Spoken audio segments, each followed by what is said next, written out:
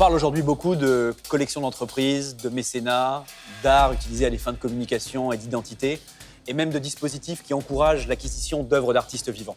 Mais si on jette un coup d'œil dans le rétroviseur, on se rend compte que tout cela trouve son origine dans une initiative pionnière qui naît en France à la fin des années 60, dans un groupe automobile français à la pointe de l'innovation, Renault.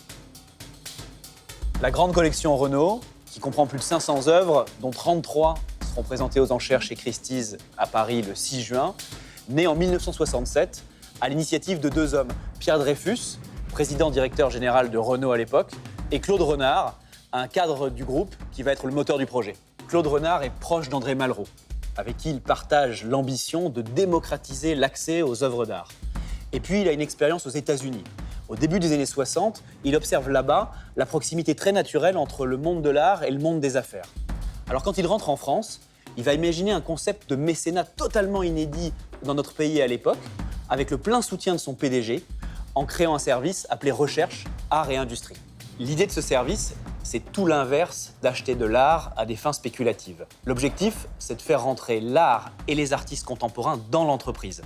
Inviter les artistes à investir les ateliers de production, à échanger avec les ouvriers, à utiliser les machines et les équipements. Et en retour, créer un choc du regard chez les collaborateurs du groupe, les nourrir, les stimuler. Et faire en sorte, en somme, que deux mondes a priori très éloignés l'un de l'autre dialoguent. Deux mondes qui se retrouvent pourtant dans une ambition partagée, celle de créer, d'innover, de penser différemment et de repousser les limites du possible. Participeront à cette aventure Jean Dubuffet, avec un extraordinaire ensemble d'œuvres issues du cycle de l'Ourloupe. Victor Vasarely, avec un grand nombre de tableaux issus de différentes périodes. Mais aussi Jesus Rafael Soto, Julio Leparc et bien d'autres. Et puis, au fur et à mesure du temps, des acquisitions plus ponctuelles viendront compléter l'ensemble, avec notamment un grand tableau de Robert Rauschenberg, des œuvres de Jean Fautrier ou encore de Sam Francis. Cette aventure hors du commun, elle va durer plus de 20 ans. Aujourd'hui, le groupe ouvre un nouveau chapitre à cette aventure unique en son genre.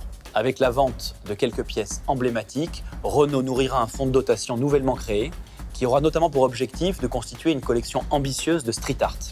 Une direction fidèle à l'esprit de la collection, innover, faire sortir l'art de son cadre et en démocratiser l'accès. Parce que comme le disait déjà Claude Renard à l'époque, l'artiste désormais ne s'adresse plus à l'individu, il s'adresse à la collectivité.